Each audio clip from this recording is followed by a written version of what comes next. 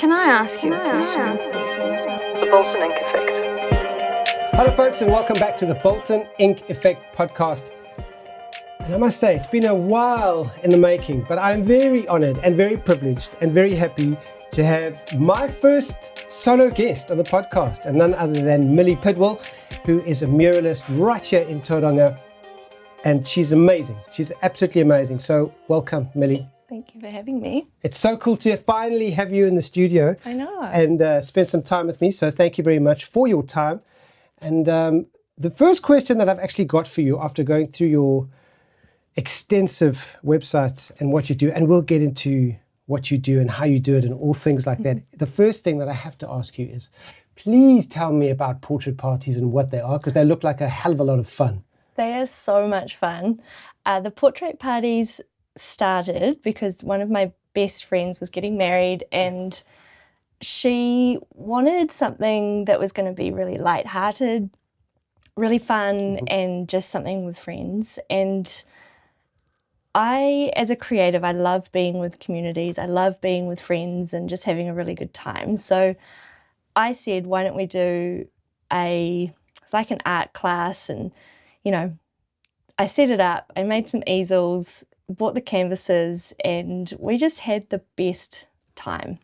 I couldn't believe how much fun it was, and they all said to me on the night, you need to deliver this to more people. Okay.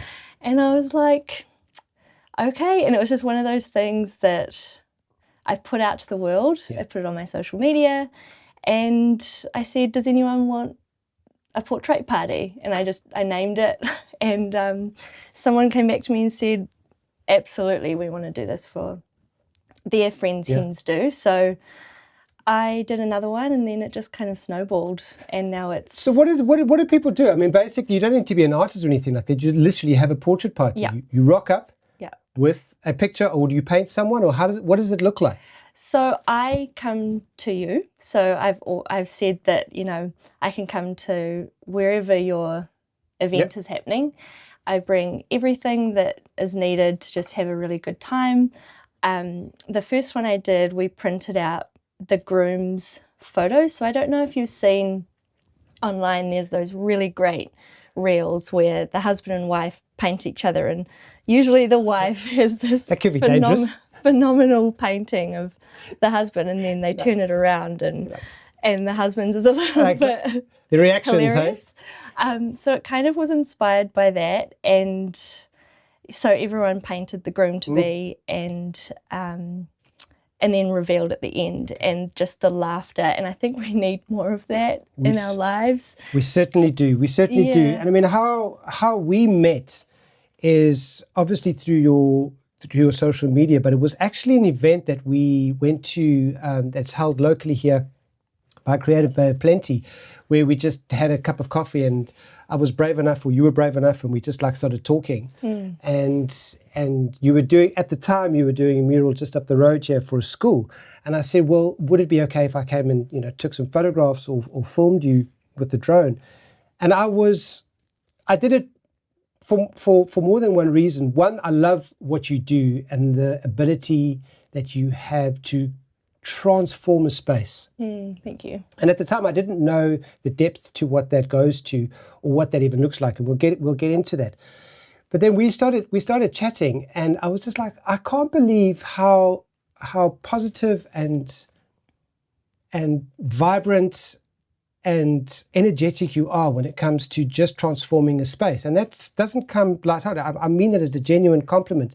And you definitely have a magnetic way of wanting people to be around you. I wanted to be around that energy, which was fantastic. So that's how we first met. And then I thought, I've got to find out more about you.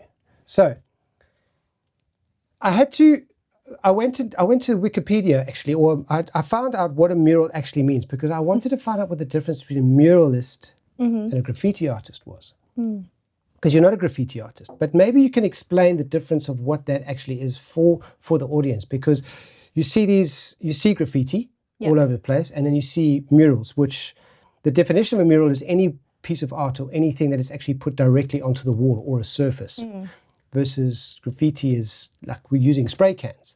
So how do you define the difference, and you define yourself as a muralist. What does that actually mean for you? For me, yes, painting straight onto walls.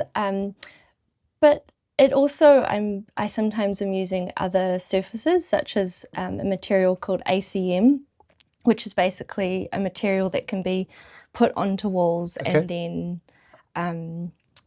painted straight onto that, so that can then be moved at another date. So I think it's large scale art, and I paint everything by hand, so it's all using acrylic and with brushes. So I actually don't use spray cans at all. No, but some mural artists do, and they're phenomenal. I get it. So it's not necessarily, you're not restricted. You can't be a muralist and use spray can. There's no defining line. No, gotcha. I don't think so. All right. But yeah, large scale art. And for multiple surfaces, spaces, people, it's for everyone. It's incredible. And I implore you, and I'll leave this in the show notes, I implore you folks to please go and look at Millie's work on her website. It's just incredible what she's actually done.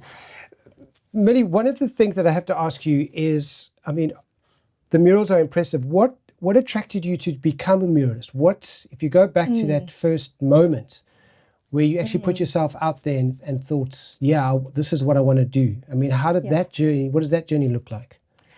It can go right back to when I was a kid. Hey, we've got time. Yeah, let's... So I've always been, in my family, I've always been encouraged to be creative and to follow my dreams and be passionate. So my mum was the art teacher at the high school. So she was always setting up still lifes for me, and I was always sketching at home. I just loved it.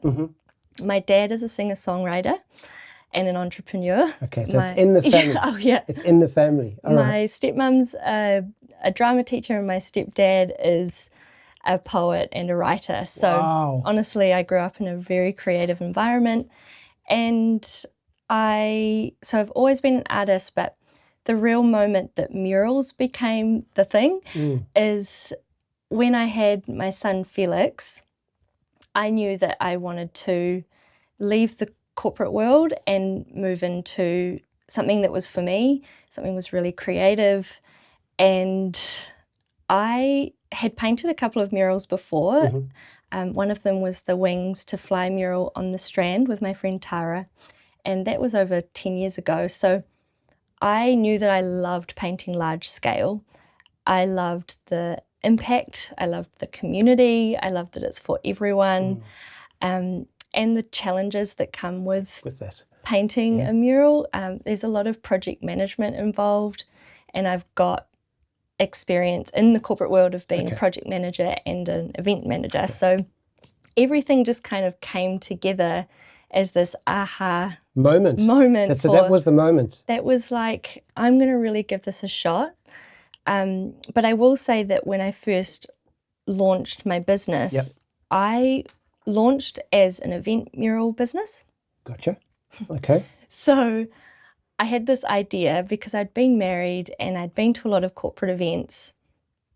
I had this idea that there was an opportunity to create large-scale photo moments for people at these events. So I painted 3 murals on plywood in my shed and kind of launched as event murals by Millie, with the idea that they would be hired out to people. And I did really believe in the idea, but my husband Zane was doing a lot of the work. He was transporting them, setting them up, and I wanted this business to be for me.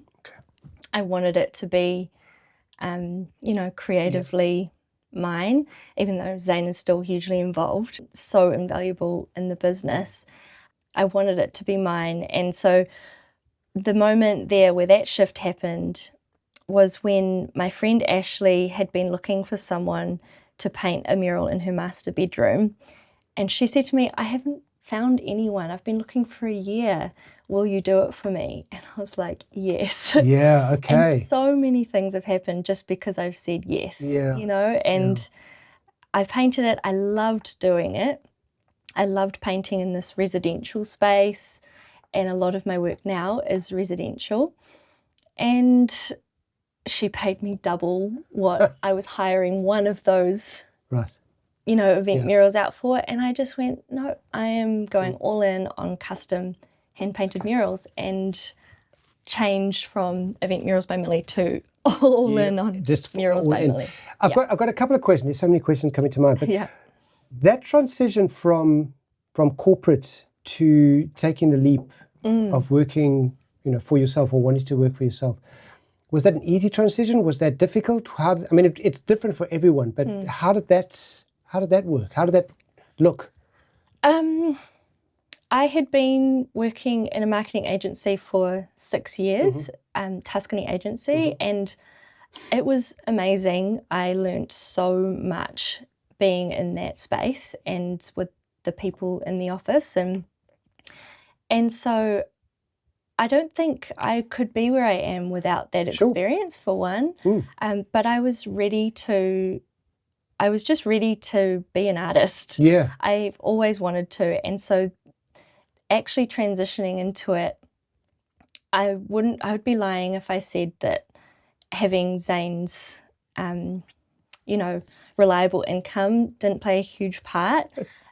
I appreciate you saying that, because I think a lot of the time, we hear all the time, follow your passion, work on your side hustle, or do what you love. But sometimes it can't happen because there needs to be some sort of funds coming in order for you to live. So I appreciate you saying that there was a sort of a buffer allowing you to know that, okay, cool, I can change lanes and do something that I want to do. But you also knew, I assume this, but you had to make it work. Had to make it work. Especially, I had my third child on the way, and we had a mortgage, and so I had a big drive in me to make it work. And just I don't think it would have been as successful as it's been so quickly without going all in on it, though. It's I really had to give it my all and give it that time. I want to go back to your parents just for a moment, and the creative push or the creative environmental container that was set up for you to be able to follow your creative side. Personally, Millie, I believe everybody is creative. We're born creative. Okay. So if someone comes to me, whether they're analytical or a lawyer or that kind of book, I still say they are creative beings. Absolutely. Right? Just because they work with numbers doesn't mean they're not creative. However, the ability to be able to pursue that creativity or understand what that looks like, whether it's painting or sketching or podcasting or filmmaking or photography, whatever that looks like. How do you feel about having kids now and having not being pushed into creative, but being nurtured, being held, saying follow those passions, follow those skills, follow that, and now having kids and also transferring that onto your kids versus other families that like you can't go into the creative. You need to do something more analytical to make sure that you are, that you look after the future. I so agree with that. I think being creative is in everything we do. It's baking cookies for your family, or making dinner and displaying it in a certain way. It's in what we wear. It's all expression, and I really do believe that. Looking at my parents, and the different ways that they are creative, or my brother who's had a food truck business, my other brother who's a DJ, it's just come through in my whole family in so many different ways. So I'm so grateful for my upbringing, and I'm so grateful for that encouragement and continued encouragement. It's yes, ongoing. It's ongoing. Do you still lean on your parents? Do you still get the energy that you need, or the inspiration you need from your folks? Yeah, definitely. They always want to know what I'm up to. It's getting harder and harder for them to follow what I'm up to. What are you working on at the moment? Okay. But always encouraged, and I do hope that I can encourage or inspire my kids to follow their dreams, whatever that is.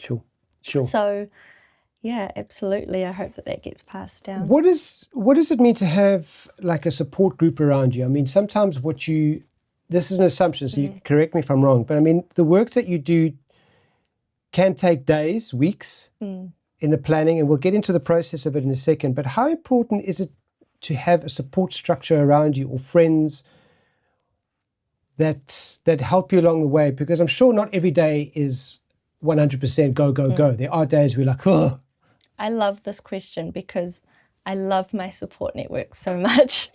Yeah, and what does that look like? And how important is it to you? It's everything. Okay. My friends have been through the whole journey with me, for one, and so many of them are women who have kids who are running purpose-led businesses, which was your term, which I love. And so we're always talking and we're always sharing ideas, collaborating, you know, and so that's huge, especially when you're an artist and sometimes it is a solo 100%.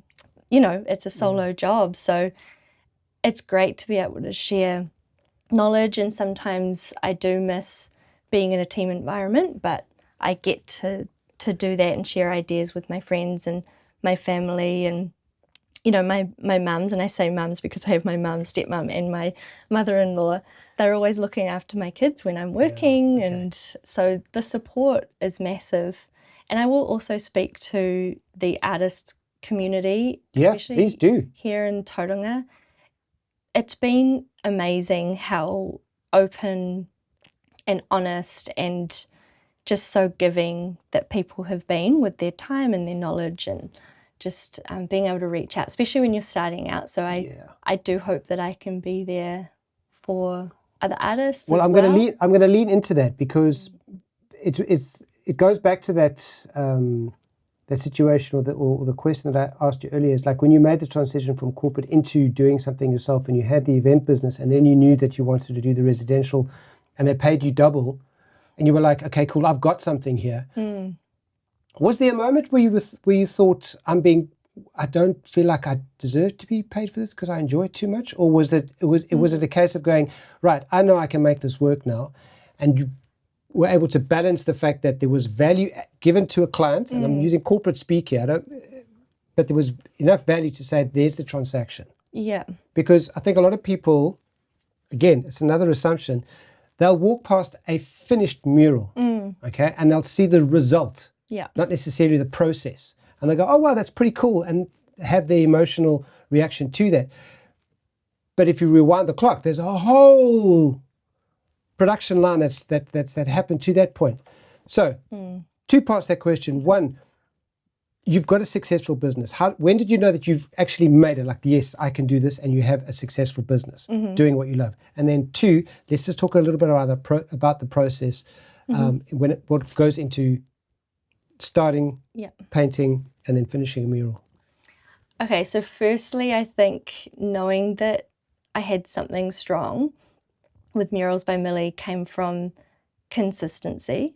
So love that word.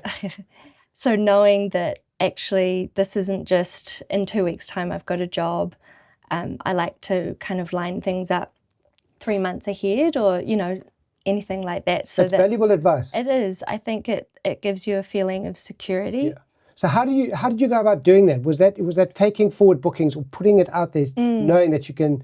It takes, and you can help me along here, but it takes a mural. Let's say a mural takes 3 days. Knowing, okay, cool, I can do a mural then, and I can do one, but I want 6 ahead. I'm never just working on one mural. Okay. I think that's one part to that. Right. Okay. Cool. So I might be painting a mural, but I'm also taking a lunch break and answering emails about a mural that's happening in a month's time. Gotcha. Or I'm going home and late at night after the kids are in bed, I'm designing for the mural that's coming up next month. So I think that's a big thing to take into account, is that's what makes it a full-time job. It's just constant looking ahead, and it's project planning, and that's why I say so much of what I've done in my past and my career has informed what I'm doing now, and I value it so much. It's a good foundation to run a business. 100%. It's an art business. It's not just being an artist. Well, that's something that I'm still struggling with. Is and I love the way that you say that it's an art business. It's not just an art hobby. No. It's a business. And that's something that I've struggled with as being a filmmaker and a photographer. It's like, I need to turn it into a business. But I was never taught that, or I was never interested in that aspect. So that's something that I'm leaning into now, hence the podcast, and hence, doing everything that I can to actually build a business, but a consistent business. Yes. Which is key, because otherwise that's nothing. Otherwise I'm just a freelancer going from paycheck to paycheck, which is kind of how I feel at the moment. But be that as it may, take me through the process. I mean, you've done, there's loads of work. I mean, I'm sure folks, if you're in and around Tauranga, you would have seen some of Millie's brilliant work. There are obviously highlights. There's obviously not highlights, but some of the bigger ones that you've done. Just take us through a process of like what it takes to actually put a mural together, please. Mm-hmm. I'm going to give an example of a school because I love working for schools. So I would say the first step is reaching out, and I always ask for a photo of the wall and measurements of the wall. Yep. And part of that, and that's the same for people with homes who are asking for mural pricing, part of what asking for that photo and that measurement is that it's asking the client to do something first. It's getting them to do a little bit of work so that I know that they're committed to me then going to the effort to... I love that. Going to the effort to putting that quote together, because that does take time. It does. Yeah, and so that is something that I always start with. And then once I've given a price and they want to go ahead, I'll do a site visit. And I do that for all my murals. I just think it's so valuable to meet in person, see the space in person. And then we talk about the design brief. Yep. So I like to say that the design brief is actually a huge part of the process, because we need to nail down, if it is the school's values, whether there's colours in their branding, what's the history, what's the land importance, do we need to speak with mana whenua, all of these different factors that inform what that brief is going 100%. To be. And then I take that brief and design the mural. How I work is hugely collaborative. I am always painting custom artwork, so I need that brief to be really strong to then make sure that I'm representing the school or whoever's getting their mural accurately. And then there's always a bit of back and forth with changes, and I want that so that we get on the same page, and then we have sign off before I come and paint. How much flexibility do you have within those murals? Because obviously they are hiring you for your ability you have a specific style. Yes. How much flexibility have you got within that information that you're receiving from the client? I always feel like I've got lots of creative control, because like you say, they are coming to me for my style, and I usually ask someone if there's a certain mural that I've painted that they like in particular. That's really helpful, because that tells me the kind of look and feel that they're going for. So every single mural is different, and the variation comes from the client and the space and where we are. If it's someone's home, we look at the colours in the home or the artwork that's already on the walls. So there's just so much that can make it different. It really is. It's very deep. And I forgot to ask, because I know what your work looks like. Yes. Please describe your style for the audience out there, for someone who's never heard this before. I mean, I know your work and I've seen it, and it's beautiful and it's bold and it's nature inspired and bird inspired, and the paintings are just incredible. The tui bird, and it's incredible. But how would you describe your style, and what do you enjoy painting? I think you've just done a really good job of explaining what it is. Thank you.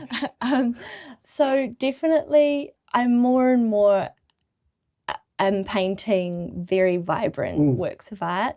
I think I'm leaning more into the joy. So I'm not necessarily making a huge statement that's controversial or anything with my art, and that's something that I've had to embrace, because so many artists are doing that, and I admire it.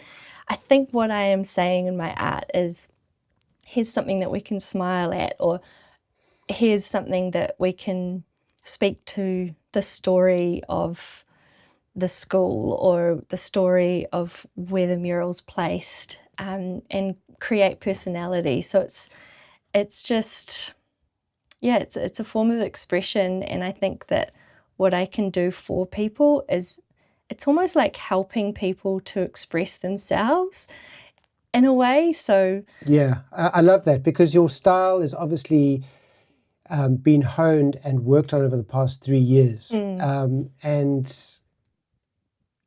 I love what you say about transforming a space and as an extension of who they are, but it has a very distinct signature. I do paint a lot of flora and fauna, inspired by Aotearoa's flora and fauna, and a lot of my work is very painterly. So when I say painterly, I mean you can see the brush strokes, you can see the gradients, which is, you know, moving from dark to light. It's not always perfect, but I like that about it. I think it looks human and hand painted, and that's something that I'm leaning into. It's quite surreal when you look at it, because every time you look at it, there's something else to look at. Yeah. And I appreciate that. But the beauty of it extending, it never takes away from the surroundings. It adds to the surroundings. So if you didn't know it was there and you walk past it, obviously you're going to notice it. But it flows from the land into the wall. So it's an extension of what is, as you so rightly said, from the fan, or from whatever that surrounding is. It adds to it, doesn't subtract from, which I love. I love that too.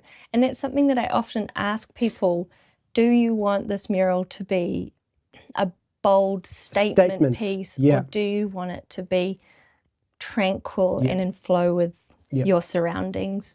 So those are two very different approaches, and it will help me in the design process. Just touching on the business side of things again, when it comes to pricing, how does that look for you, and how did you get to the point where you kind of fixed on what your value is and what your worth is? Because I think a lot of people struggle with that, of like, how do I actually price my work? It's so difficult, and I did struggle for a long time, because there's that mindset of it's a scarcity mindset. Sure. If I don't quote low, then I might not get the job. But as you get more and more confident, and more work you do and the portfolio you build, you know, people should be really proud of their work and show that in how they price it. And I've come to a point where I've needed to be more clear in how I'm pricing my murals, because it's always the first question that people ask. So I price per square metre, and that is between $160 and $280 a square metre. Gotcha. And there's so many factors that play into that. So is it an interior or exterior wall? Do we need working at height equipment? You know, I do. Yeah. So there's that's the base where we start. Yes. And then from there we look at the environmental factors and what else is needed. And I always have a conversation with people, and if that doesn't work for them, then we can talk. I'm a very open book like that. But yeah, it's just nice to have something to bounce from. What happens in the case of, like, when you get to that point and you get to a client that just won't budge, or wants the work and doesn't? When do you step away as the artist? I have only stepped away from one job. Right. Yes, okay. And I have stepped away from one job, and that was because I had done a few different design variations, and we still hadn't come to an agreement, and it was getting a bit sticky like that. And also I came to a point where I realized that I was no longer being paid for my time in the design process, because it was going more beyond. There was more and more time involved. And so the client wasn't prepared to pay that additional cost. And so I said, maybe it's best that you find another artist respectively, because if we're not finding a way forward with the design, then I'm not your person, you know, and that's absolutely fine. Hard lesson to learn, but lesson. And it was scary, because I was sort of in the beginning and wanting to take on everything. Yeah, I understand that. Yeah, but I think it's okay to walk away, because also you attract what you create. Do you know what I mean? So let's talk about that, because you definitely do. I mean, there's a certain energy about you. There's a certain client that you want to work with, which you've mentioned before. And so I'm going to move on to like the social side now, but more so than that, do you find that, well, first of all, you have an amazing social presence. You have a website and you're very active on social media, specifically Instagram, where I follow you. Word of mouth? Just as much or not even more? I'm finding a lot of the times there's a lot of word of mouth that gets the work rather than the social side. I'm not as great on the social side. I think it's a real mix of word of mouth and social media. Okay. I think the value of social media, a lot of the time for me anyway, comes from just being top of mind. So it might not exactly... So it's a necessary evil. It might not necessarily... You might not just post something and it directly results in a job, but you might post something and then post something and post something, and someone's followed your work, and even a year later, I've had someone recently who said, I've been following you for 2 years, Incredible. and now's the time I want to hit go on a mural. That's amazing. That answers the question. Consistent approach, and you might not feel like posting, but also keep it fun. Right back at the start, when I started the business, and social media was, it can get to you a bit, because you don't want it to be a validation tool. No, absolutely. But the consistency piece there speaks volumes about a client coming to you after saying, I followed for 2 years and we're ready now. And that's what keeps me going with it, because it's that community. It's such a wonderful community. People follow you for a reason. They want to be part of it, and they want to see what you're doing, and every comment and every engagement I get, I see, because I love it. It makes me feel you answer back, which I love as well. So always. It's great. Okay, so we mentioned earlier, just before we started the podcast, I said to you a favorite failure of yours. What has been, because it can't all be hunky-dory and above board. So has there been a failure that is a favorite failure that you've actually come back from and learned from, that's taught you a lesson in your life? I think everyone has had failures in business. Absolutely.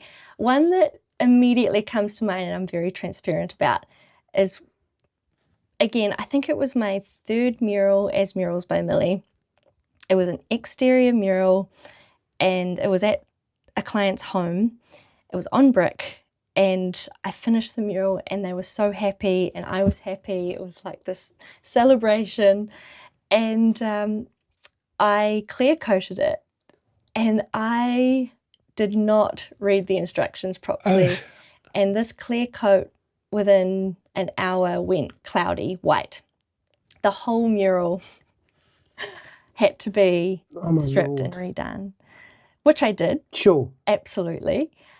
But the gut-wrenching moment of realizing that, and honestly, the lesson in that is just take your time and follow instructions, especially when it comes to products.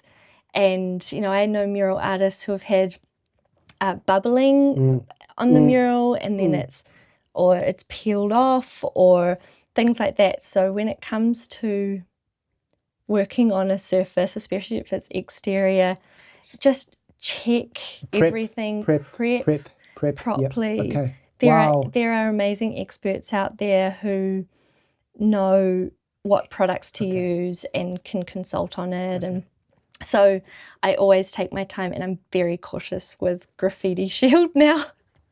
But yeah, that was a lesson learned. That's a tough lesson learned. But the client obviously was happy in the end because you redid it. Absolutely. And they were still hit. They were so lovely. Yeah. So do you get to a point, that's an interesting question with the different, if somebody wants a mural on an external surface, is it up to them to prep the wall 100% before you actually start painting on it? Or is that your job? It depends. It depends. Okay. That's part of that conversation. All right, cool. Basically, the more prep that people do, the less expensive it's going to be for the mural. So often, if it's an exterior wall, I'll ask for it to be water blasted. Yep. And sometimes people will even undercoat it as well, but if they don't want to, I'll do You'll that. do it. Okay. What advice would you give to someone who is interested in pursuing a career as a muralist, or even as a graffiti artist, or someone who's doing large-scale works of art outdoors? Specifically going into mural, Yes. being a Yes. mural artist? Yeah, because more and more people are pursuing it, which is amazing. And I follow a lot of people in the US who, and that's a big point, there are so many people doing it and paving the way that, you know, follow them. I followed so many incredible mural artists when I started out. I did my research, I got inspired, I asked questions. And any favorites off the top of your head that you actually do follow, please? Yeah. One is Chera Creative. Okay. She comes to mind because I love her work. I love how she presents on social media. Okay. And she's just become a mum. It's one of those things you feel like you know someone when actually I just follow her on social media. Okay. But they're amazing artists, and just go for it. If you have a passion and you believe in what you do, and give it a go. Yeah, give it a go. I love that. Just give it a go. The Wings mural I painted over 10 years ago now. That was, so Tara was working, she's a graphic designer, and she was working at downtown Tauranga and Tuscany Agency, and they wanted a mural on that that block piece, yes. There. Yeah. And Tara knew that I was an artist, and she asked me to paint it, and I said no. Of course you did. There's no way I'm painting in public a large wall like that. And she said, are you sure? And I said, well, I'll do it if you help me. And we made it this really fun experience. Okay. So it is on the website, folks, so go and check it out. It is on the website there. You'll see it. You can't miss it. A lot of people have taken photos with that mural. They would have. Yeah. So, and I did it and loved it, and that was what gave me that, feeling of loving painting to do large scale art. I can do this. Yeah, and I could always come back to it. And it was interactive, so it was engaging and engaged the public. Millie, what can people look forward to in the near future? What does Millie have up her sleeve? Is there anything that we should know about or look forward to? Yes. The first thing that comes to mind is a mural project in Katikati. Mm-hmm. So that is on the Arts Junction, which is the eyesight, it's the cinema, an art gallery. It's a real hub in Katikati Mural Town. On the main road. On the main road. Yep. So I'm working with the team. There, and it's in very early stages. So it's exciting, but no date set in stone just yet. But definitely keep an eye out for what's going to happen there. It's over 270 square meters of wall. That's incredible. So I'm just kind of pinching myself that I was selected as the artist. How long would something like that take you? I know it's difficult to say, but I mean, it's a big piece. It's very big. I think we'll do it in stages. Yep. Okay. And it'll take maybe 6 weeks, but over time. Okay. A couple more questions and we're going to wrap this up. So we've got that to look forward to. Mm-hmm. Weather days. I mean, when you're working outside, you get it all, don't you? You get the sun, the wind, the rain. How do you handle the elements when you know that you have a job to do? Or is that just grit? Grit is a good word for it. Especially if you're working at heights platforms. Sure. And if you've got a time frame that you have to work to, then you just kind of have to get it done, Yeah. But if it's pouring with rain, you can't work, because that's the one thing. Even if you were to have a break in the rain and you paint and then it rains. Cool. So that would be that would definitely delay things the most. Yeah. And then high wind is safety, and also it dries the paint so quickly. Wow. So one of the biggest things that people say to me when I'm working in public is, you painted that so fast. Oh. And I think partly I've had to get faster because it dries almost as the paint goes on the wall. So that's an interesting thing though, because over the 3 years, I mean, you kind of have an idea of how long it's going to take you. But your speed must be incredible now, knowing, I mean, obviously once it's done and you've put that large scale up, that must be an incredible process to have followed over the last 3 years of going, yeah, I can do this pretty quickly because like the wind's coming. Yeah. Hey? Yeah. I've definitely got faster. Yeah, I can paint a tui pretty quickly. I know, and they're beautiful. They're absolutely beautiful. Thank you. Sort of wrapping up now, there was a post that you put on quite recently where you did a project indoors, but you used a VR headset. Yes. How do you keep up to date with technology, and how are you incorporating technology into a very tactile human art form? So the VR headset is a tool. It is a fantastic tool for upscaling your design. It basically is a projector, but way better. And so when I say projector, so when you say projector, so what is it? What did you do before versus this? So the projector is the tool I've been using to basically you have to go at night because it won't show up in the daytime. Valuable piece of information there.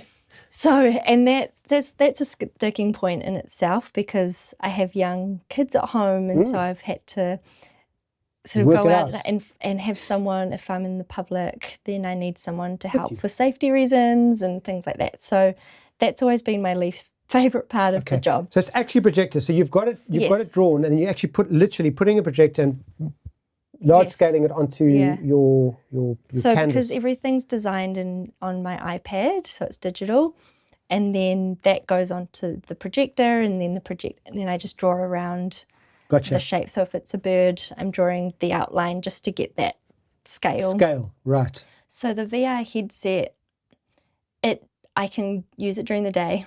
Massive draw card.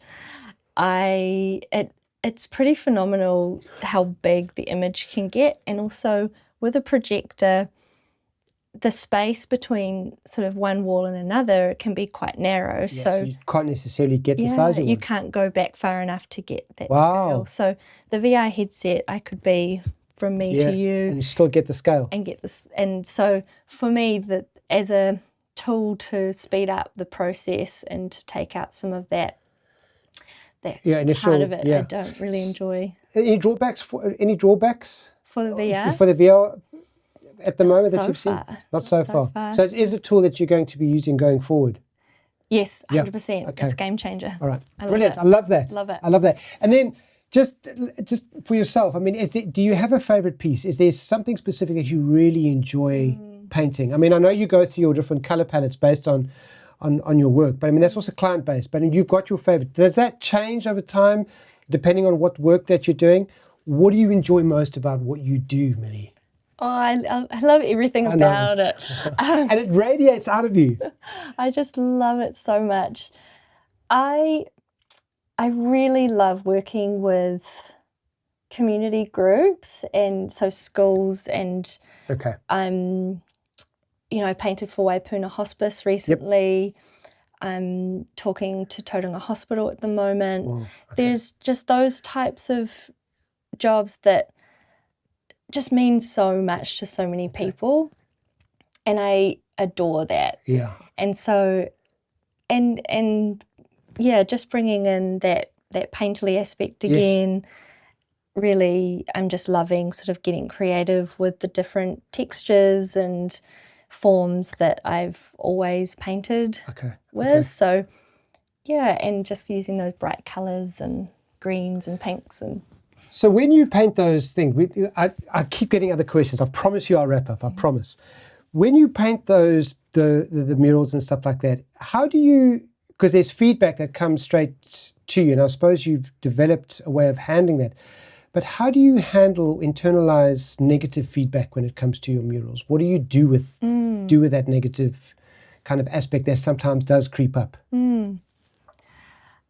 I don't really get negative feedback. I'd be lying if I said I did. That's amazing. I think part of that is, that it is just joyful, fun, Yeah, bright. okay. I had to ask the question because I think sometimes what happens is like you look at something and go, okay, cool, it doesn't suit or whatever the case is, and it gets shifted on, to the artist.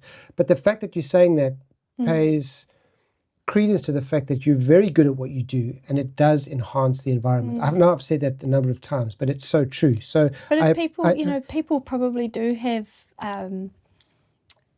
Comments. Not like some of my work, and I'm absolutely you can't please everyone. I welcome that because you can't please everyone, and there's so much art out there that's so different and varied, and something will speak to one person and not to another. So 2 more questions. Dream job, dream mural, dream thing, and I know that can change. We're not putting a mark in it here or a line in the sand, but dream job, dream mural that you'd love to be able to do or aspire to? Oh, I just mentioned the hospital, and that really is massive. A dream job. So that's a conversation at the moment. It's not confirmed, but I'm a believer in putting things out there and manifesting it. So that type of work, I really love. The kati job is large scale and a challenge.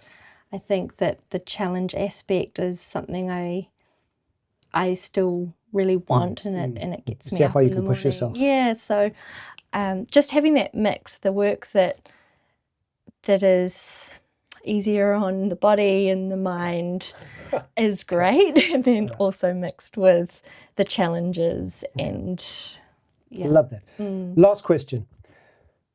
Do you have an ask of the audience? If there's something that I haven't asked you that you'd like to share with the audience, what would that be, Millie? I think if you've got a passion and an idea and you're wanting to start something and shoot for it, then I say go for it. And even if it doesn't work out the way that you hoped it would or planned, we life is short, and I could have easily not gone after it and out of fear or wanting that security, but I'm so glad I did. And I have been open to change and it kind of shifting and pivoting in different directions. So I think being open to fluidity and flexibility is also really good. Maybe not for everyone, but for me that's been some advice that I've loved. Love it. Where can people find you? Where can they go to find out more about you, Millie? I'll put it in the show notes, but just... My Instagram, which is murals_by Millie. My website has my full portfolio, which is Murals by Millie. And that's .com. Yeah, .com. .com. Yeah, so brilliant. Reach out if anyone has questions too. I'm more than happy to chat.